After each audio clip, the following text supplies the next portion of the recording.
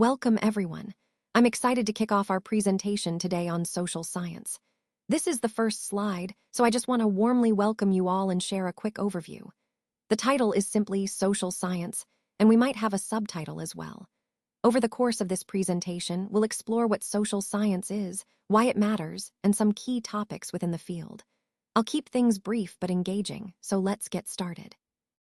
Let's take a look at the contents of this chapter. First, we'll explore the geography aspect, which sets the stage for understanding where these resources are found and how they relate to different regions. Then, we'll move into the uses of minerals, highlighting how essential they are in our daily lives and various industries. Next, we'll examine the different types of minerals, so we understand the diversity and specific characteristics of these natural resources. After that, we'll discuss the importance of conserving minerals, emphasizing why sustainable practices are crucial for our future. Following that, we'll look into power resources, focusing on how we generate energy from various sources. Finally, we'll explore non-conventional sources of energy, which are becoming increasingly important as we seek cleaner and more sustainable options. Throughout this chapter, the goal is to connect these ideas to the bigger picture of resource management and sustainable development. Welcome to Chapter 3, where we focus on geography. In this chapter, we'll explore how the physical features of our planet influence human activity and the environment. We'll look at various landforms, climate zones, and how these factors shape the way people live, work, and interact with their surroundings. Understanding geography is essential because it helps us see the connections between nature and society and how these interactions impact our daily lives. So, as we go through this chapter, keep in mind that the geography of a place is not just about maps and locations, but about understanding the story of the Earth's surface and our place within it. Let's move on to Chapter 3, which focuses on mineral and power resources. In this chapter, we'll explore the key resources that form the backbone of our economy and daily life. Minerals are natural substances found beneath the Earth's surface, and they play a crucial role in industries like manufacturing, construction, and technology. Power resources, on the other hand, include sources like coal, oil, natural gas, and renewable energy, which are essential for generating electricity and supporting our energy needs. Understanding where these resources are located, how they are extracted, and their importance helps us appreciate the balance between resource utilization and sustainability. This chapter ties into the overall theme by highlighting the significance of natural resources in shaping our environment, economy, and future development. So, what exactly is a mineral? Well, minerals are naturally occurring substances, meaning they form in nature without human intervention.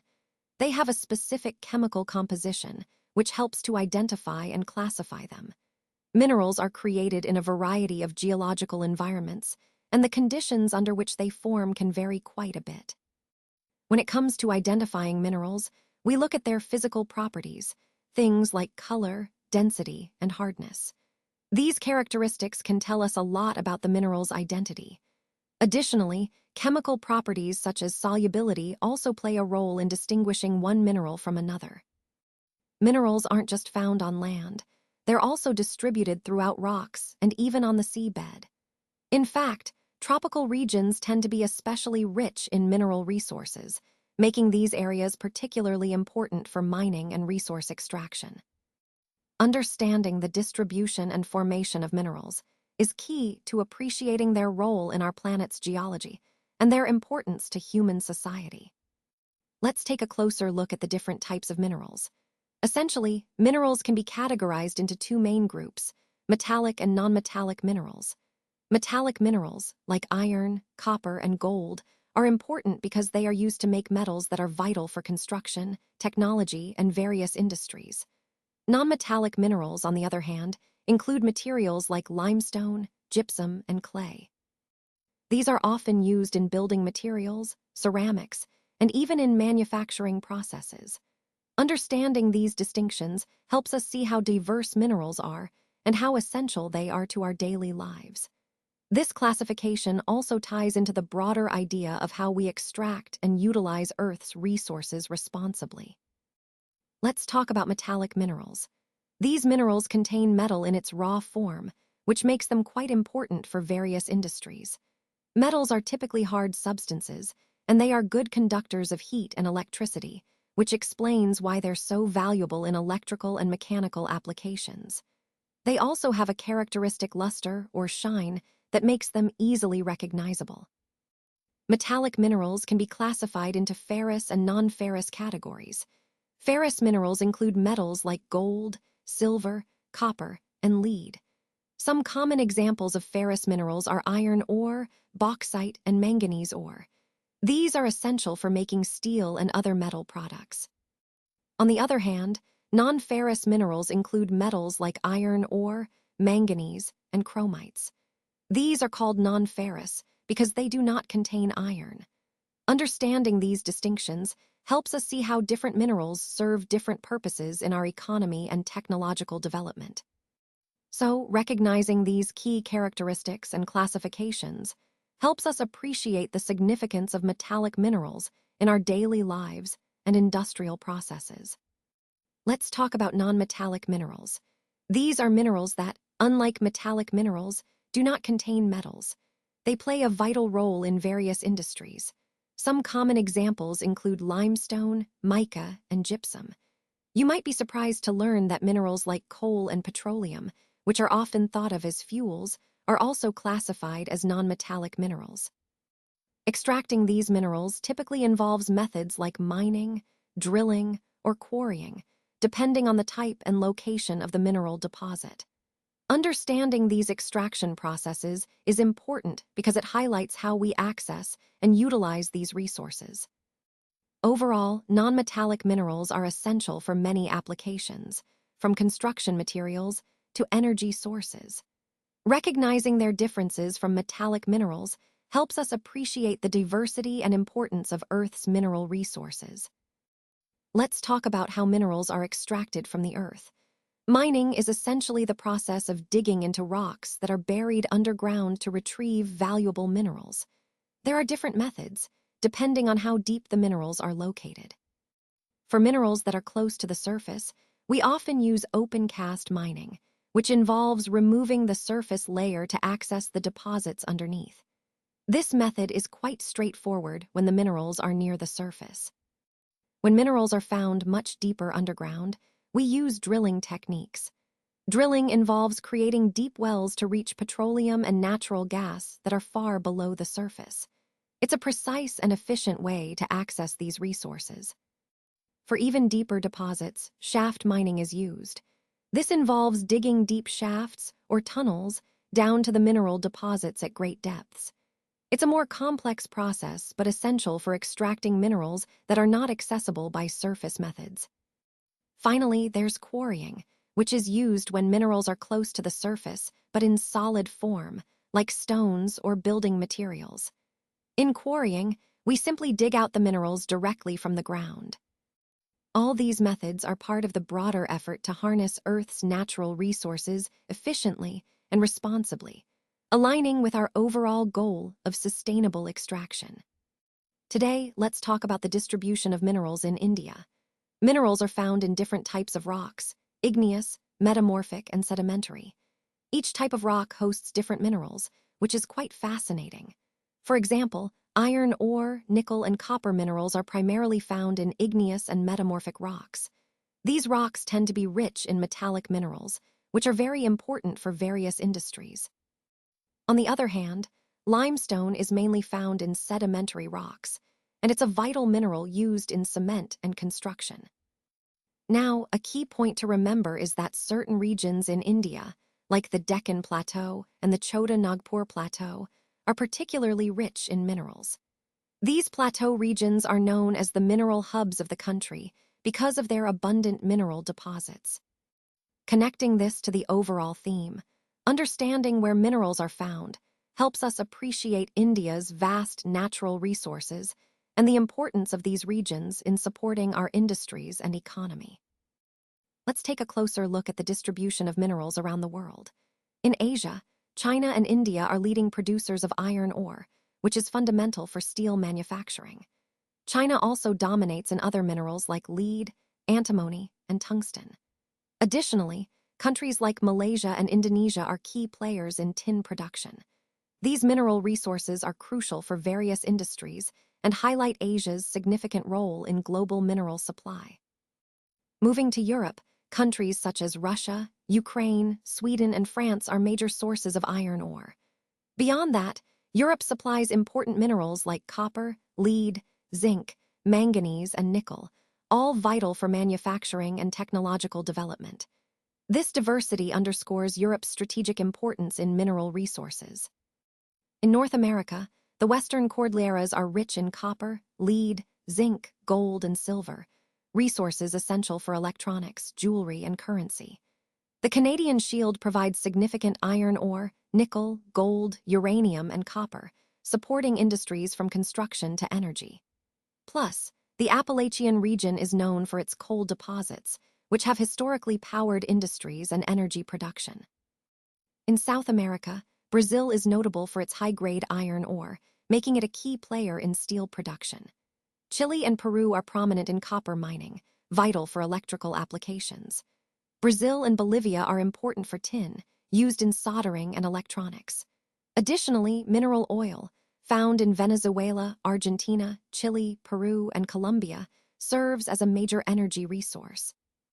Overall, this distribution illustrates how diverse mineral resources are spread across continents, each contributing uniquely to the global economy and industrial development. Recognizing these patterns helps us understand the interconnected nature of resource availability and global supply chains. Let's take a closer look at the distribution of minerals across Africa, Australia, and Antarctica. As you can see, Africa is rich in resources, with countries like Zaire, now the Democratic Republic of Congo, leading in gold and diamond production. They also have significant reserves of oil in Nigeria, Libya, and Angola, along with other minerals like copper, iron ore, chromium, uranium, cobalt, and bauxite. This highlights how diverse Africa's mineral wealth is. Moving to Australia, it's renowned for its bauxite, which is the primary ore for aluminum. The regions of Kalgoorlie and Coolgardie are famous for gold mining. Australia also produces other vital minerals such as copper, lead, zinc, and manganese, contributing heavily to the global mineral markets. Then we come to Antarctica. While it's less explored, it does contain valuable resources like coal and iron ore. There are also deposits of iron ore, gold, silver, and oil beneath its icy surface. Although these resources are less exploited due to environmental and logistical challenges, they represent a significant potential for future resource development. Overall, this distribution illustrates how different continents have specialized in particular minerals, shaping their economies and global influence. And here's a fun fact. Did you know that a green diamond is actually the rarest kind of diamond? It's a perfect reminder of how unique and valuable mineral resources can be. Let's take a closer look at the distribution of key minerals across India. As we see, iron is mainly found in states like Jharkhand, Odisha, Chhattisgarh, Madhya Pradesh, Goa, Maharashtra, and Karnataka. These regions are crucial for iron ore production, which supports many industries.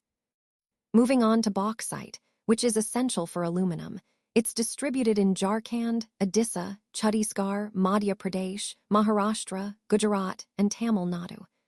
These areas are rich in bauxite deposits, playing a significant role in the aluminum industry. Mica, used in electronics and insulation, is primarily found in Jharkhand, Bihar, Andhra Pradesh, and Rajasthan. This distribution highlights the importance of these states in mica supply. Copper, vital for electrical wiring and electronics, is mined in Rajasthan, Madhya Pradesh, Jharkhand, Karnataka, and Andhra Pradesh. These states are notable for their copper deposits. Manganese, which is crucial for steel production, is mainly located in Odisha, Chhattisgarh, Madhya Pradesh, Andhra Pradesh, Maharashtra, and Karnataka. These regions support the steel industry significantly. Now let's talk about limestone, a key raw material for cement and construction. It's found in Bihar, Jharkhand, Odisha, Chhattisgarh, Madhya Pradesh, Rajasthan, Gujarat, and Tamil Nadu. These states are vital for cement production. Gold, which is rare and valuable, is primarily mined in Kolar, Karnataka. Interestingly, the Kolar mine is the deepest in the world, making gold mining here quite costly and challenging. Lastly, salt, which we obtain from seas, is distributed along the coastal regions where seawater can be easily evaporated to harvest salt. Overall, this distribution map helps us understand how different minerals are spread across India, supporting various industries and contributing to the country's economic growth. Minerals play a really vital role in our daily lives, and on this slide, I want to highlight some of the main uses. First, minerals are essential in the manufacturing of various products we use every day, like electronics, machinery, and even jewelry. They're fundamental in the construction industry as well, providing materials like cement, bricks, and glass. Additionally, minerals are crucial for producing energy, especially in the form of fuels like coal and uranium. You'll also find minerals in health and nutrition. Think of calcium in our bones or iron in our blood. Overall, the diverse applications of minerals show how interconnected they are with almost every aspect of our modern life, emphasizing their importance beyond just being natural resources. Let's take a closer look at some of the common uses of minerals. First, minerals for gems are often hard and are set in various jewelry styles, making them both beautiful and durable. Moving on, silicon, which is a crucial component in the computer industry, is obtained from quartz, highlighting how minerals are essential for modern technology. Copper is another important mineral. It's widely used in making coins and pipes because of its excellent conductivity and malleability. Aluminium, extracted from bauxite ore, has a broad range of uses, from manufacturing automobiles and airplanes to bottling, building construction, and even kitchen cookware. These examples really underscore how minerals are integral to many aspects of our daily lives, from the technology we rely on to the items we use every day. Let's talk about conserving minerals. Minerals are essential resources that we rely on for many different aspects of our daily lives. They are finite, which means they can run out if we're not careful. That's why conservation is so important. One key point is that we should use minerals wisely and avoid waste. This can be done through recycling materials like metals and minerals whenever possible. Recycling helps reduce the need to extract new minerals from the earth, which in turn minimizes environmental impact. Another important aspect is promoting sustainable practices in mining. This means implementing methods that reduce environmental damage, conserve energy, and minimize waste. Educating ourselves and others about the importance of mineral conservation connects directly to our overall goal of responsible resource management. By doing so, we help ensure that these valuable resources are available for future generations. In summary, conserving minerals isn't just about saving resources. It's about protecting our environment and maintaining the balance between our needs and the planet's capacity to provide. Let's talk about conserving minerals. Minerals are a non-renewable resource, which means they take thousands of years to form and concentrate naturally. This long process makes them finite and precious. The key point here is that the rate at which these minerals form is much slower than the rate at which humans consume them. So, if we keep using minerals without thinking, we're likely to deplete these resources quickly. That's why it's essential to reduce wastage during mining and extraction processes. Every bit of mineral we save counts. Another important idea is recycling metals. Recycling helps conserve mineral resources because it reduces the need for new mining. Instead of always digging for new minerals, we can reuse what we already have, which is much more sustainable. These practices are vital as we look toward a future where responsible resource management plays a central role in our overall environmental strategy. So, conserving minerals isn't just about preserving resources. It's about ensuring we can meet future needs without damaging our planet. Let's take a look at slide 18, which focuses on power resources. Here, we're exploring the different sources of energy that power our world. It's important to understand that power resources can be broadly categorized into renewable and non-renewable sources. Renewable resources, like solar, wind, and hydro, are sustainable because they naturally replenish and have less environmental impact. Non-renewable resources, such as coal, oil, and natural gas, are finite and can cause environmental issues when used extensively. Understanding these distinctions is crucial because it ties into the overall theme of sustainable development and energy security. As we move forward, the shift towards renewable energy becomes more vital, not just for reducing environmental footprint, but also for ensuring a reliable and long-term energy supply. So, when we think about power resources, it's not just about where our energy comes from, but also about how we can balance our needs with environmental responsibility. This awareness helps us make better decisions for the future of energy consumption and sustainability. Power resources are fundamental to our daily lives. Without energy, many of the activities we rely on would come to a halt. We use power not just at home, but also in industries, agriculture, transportation, communication, and even for defense purposes. It's truly the backbone of modern civilization. When we talk about power resources, they are broadly divided into two categories: conventional and non-conventional resources. Conventional resources include things like coal, oil, natural gas, and nuclear energy, those that have been used for a long time and are well established. Non-conventional resources, on the other hand, are newer and include renewable sources like solar, wind, hydro, and biomass. Understanding these categories helps us appreciate how we generate power and the importance of shifting towards sustainable options to meet our future needs. This connection to sustainable development is a key part of our overall theme, emphasizing the need for responsible resource management.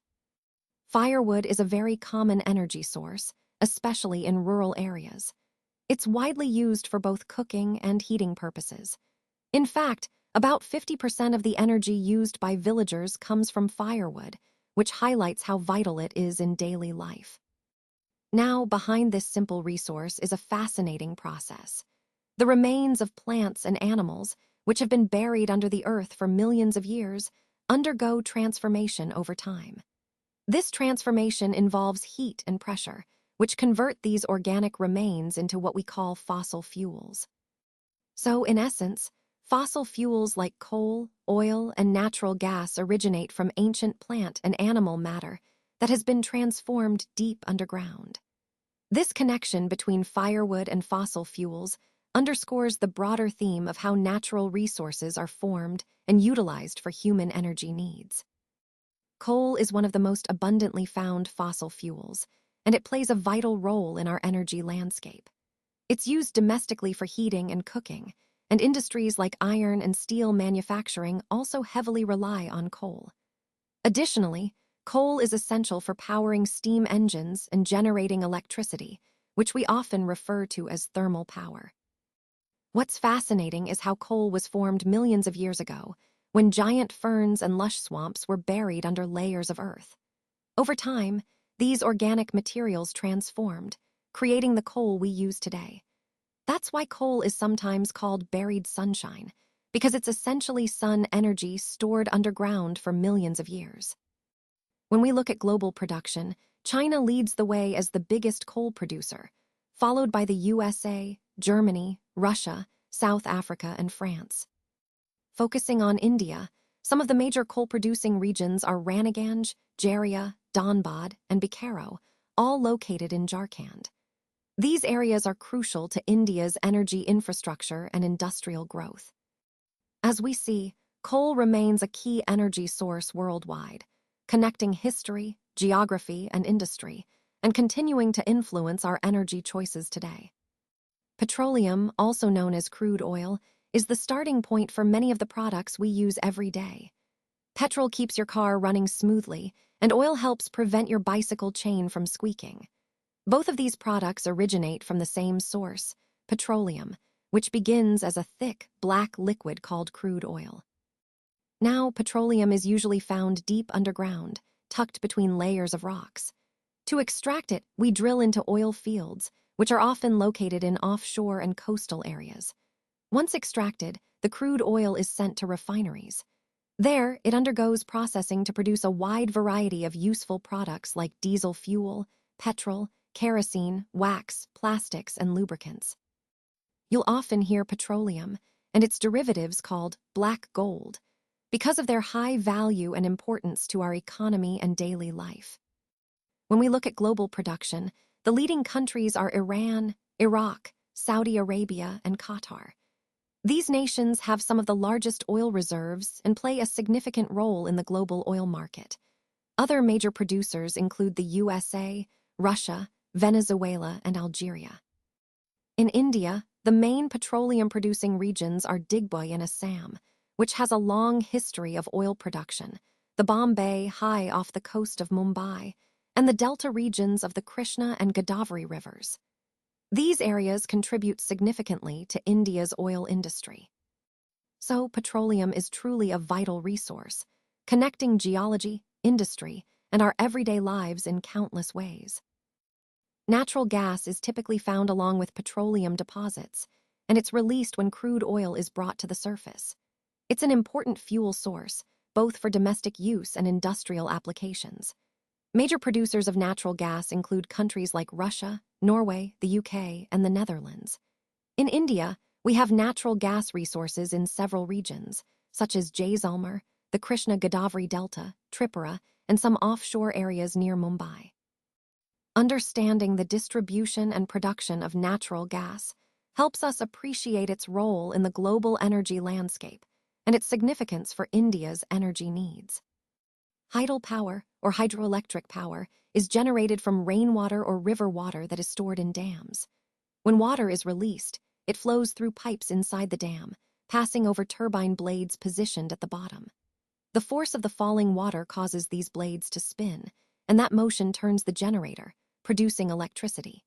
An important aspect to remember is that after generating power, the water is not wasted. It's often used for irrigation purposes, helping agriculture thrive.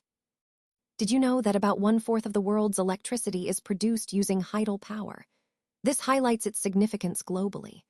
Leading countries in tidal power production include Paraguay, Norway, Brazil, and China, which have harnessed this resource effectively. In India, some of the major tidal power stations are Bakra Nangal, Gandhi Sagar, Nagarjunsagar, and the Damodar Valley projects. These projects are vital for our country's electricity supply and showcase how harnessing water can meet large-scale energy needs. Now, let's move on to slide 25, which focuses on non-conventional sources of energy. These are alternative energy sources that are not traditionally used but have great potential. They include solar, wind, hydro, biomass, and geothermal energy. What makes these sources so important is that they are renewable and environmentally friendly, helping us reduce our carbon footprint. For example, solar energy harnesses sunlight through solar panels, which can be used in both small-scale and large-scale applications. Wind energy captures the power of wind through turbines, often installed in windy areas or offshore. Hydro energy utilizes flowing water to generate electricity, usually via dams or rivers. Biomass involves using organic materials like crop waste or wood to produce energy, and geothermal taps into the Earth's internal heat for power generation. These sources are crucial as they contribute to the diversification of our energy mix, making us less dependent on fossil fuels. As we continue to explore these options, they play a key role in achieving sustainable development and combating climate change. Overall, embracing non-conventional energy sources aligns perfectly with our goal of creating a cleaner, greener future. As we look at non-conventional sources of energy, it's important to understand why they are becoming increasingly vital. Currently, our heavy reliance on fossil fuels is leading to shortages, and if we continue consuming at the same rate, these reserves could run out soon. Not only that, but burning fossil fuels also contributes significantly to environmental pollution, which impacts our health and the planet. This is why there's a growing need to turn to alternative, renewable energy sources. These include solar energy, which harnesses the power of the sun, wind energy, capturing the kinetic energy of moving air, and tidal energy, which utilizes the movement of ocean tides. These sources are sustainable because they are naturally replenished and won't deplete over time. By shifting towards these non-conventional sources, we can help ensure a more sustainable and environmentally friendly energy future, aligning with the overall goal of reducing pollution and conserving resources for generations to come. Let's talk about solar energy, which is one of the most abundant and clean sources of power. Solar energy is essentially captured from the sun's rays and then converted into usable electricity. This process involves solar cells, which are the key components that transform sunlight into electrical energy. Many of these solar cells are combined to form solar panels. These panels are versatile and can generate power for a variety of uses. For example, they provide energy for heating systems, lighting, and even cooking. You might be surprised to learn that solar energy isn't just for large-scale power plants. It's also used in smaller, everyday applications like solar heaters, solar cookers, and solar dryers, which help us save energy and reduce costs. Additionally, solar energy plays a significant role in community development. It powers street lighting, traffic signals, and other public infrastructure, especially in remote or off-grid areas. This highlights how solar energy can be a sustainable solution for both individual and community needs. Overall, harnessing solar energy aligns perfectly with our goal of promoting renewable and sustainable sources of power that protect our environment while meeting our energy demands efficiently. Wind energy is a truly inexhaustible source of power, which makes it incredibly important for sustainable development. Historically, windmills have been used for practical purposes like grinding grain and lifting water, showcasing how humans have harnessed wind for centuries. Today, we connect that traditional use to modern technology. High-speed winds turn the blades of a windmill, or more precisely, a wind turbine, which is connected to a generator. This process converts the kinetic energy of the wind into electricity that powers our homes and industries. You might be surprised to learn that large-scale wind farms are located in several countries, including the Netherlands, Germany, Denmark, the UK, the USA, and Spain. These regions have invested heavily in wind technology because it's a clean, renewable energy source that helps reduce reliance on fossil fuels. In the context of our overall theme, moving towards sustainable energy solutions, wind energy plays a vital role by providing a reliable, eco-friendly alternative. It's impressive how such a natural and abundant resource can be transformed into electricity, contributing significantly to our global efforts to combat climate change. Nuclear power is generated from the energy stored within the nuclei of naturally occurring radioactive elements, such as uranium and thorium. These elements undergo a process called nuclear fission in reactors, which releases a significant amount of energy used to produce electricity. The United States and Europe are the leading producers of nuclear power, contributing a major share to global energy generation.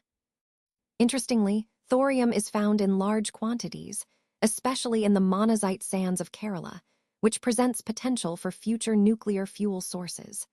India also has substantial deposits of uranium, primarily in Rajasthan and Jharkhand, which are crucial for our nuclear energy program. In India, nuclear power stations are strategically located in several key places. For example, Kalpakam in Tamil Nadu, Tarapur in Maharashtra, Ranapratap Sagar near Kota in Rajasthan, Narora in Uttar Pradesh, and Kaiga in Karnataka. These sites are vital for our energy infrastructure, helping us meet growing electricity demands through nuclear energy. This all ties back to our overall goal of diversifying energy sources and ensuring sustainable development. Geothermal energy is essentially the heat energy we get from beneath the Earth's surface. As we go deeper into the Earth, the temperature naturally increases, which means there's a lot of stored thermal energy underground. Sometimes, this heat finds its way to the surface in the form of hot springs, which have been used by humans for cooking, heating, and bathing for centuries. Now, in terms of power generation, this heat can be harnessed to produce electricity. The biggest geothermal power plants in the world are located in the United States, which leads the way, followed by countries like New Zealand, Iceland, the Philippines, and Central America. India also utilizes geothermal energy, with notable plants in Manikaran in Himachal Pradesh and Puga Valley in Ladakh. These sites showcase how geothermal energy can be a sustainable and clean energy source, contributing to our overall energy mix and helping reduce reliance on fossil fuels.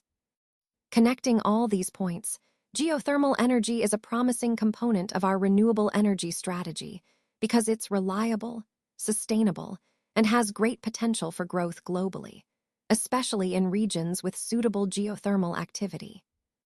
Tidal energy is a fascinating form of renewable energy that leverages the natural movement of ocean tides. It's generated from the rise and fall of tides, and one common way to harness this energy is by building dams at narrow openings of the sea, such as straits or estuaries. During high tide, the water level rises, and this movement can be used to turn turbines installed within these dams, effectively converting the tidal flow into electricity.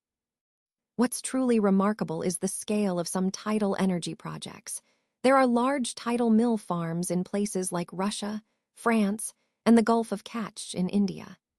These locations take advantage of strong tidal currents to produce substantial amounts of clean energy. This method fits into our overall theme of sustainable and renewable energy sources, demonstrating how we can harness natural phenomena like tides to generate power without harming the environment. It's an innovative and promising technology that continues to develop as we seek cleaner energy solutions for the future. Let's talk about biogas. Organic waste, which includes dead plants and animals, animal dung, and even kitchen scraps, can be turned into a valuable energy source. This process happens in biogas digesters, where bacteria break down this waste. The result is biogas, a mixture mainly of methane and carbon dioxide. This gas is an excellent fuel for cooking and lighting, providing a clean and sustainable energy option. Additionally, this process produces a lot of organic manure each year, which is great for agriculture. However, harnessing this energy isn't always easy or cheap, because setting up and maintaining biogas systems can be challenging. Overall, biogas offers a renewable alternative that helps us make the most of organic waste while supporting energy needs and environmental health.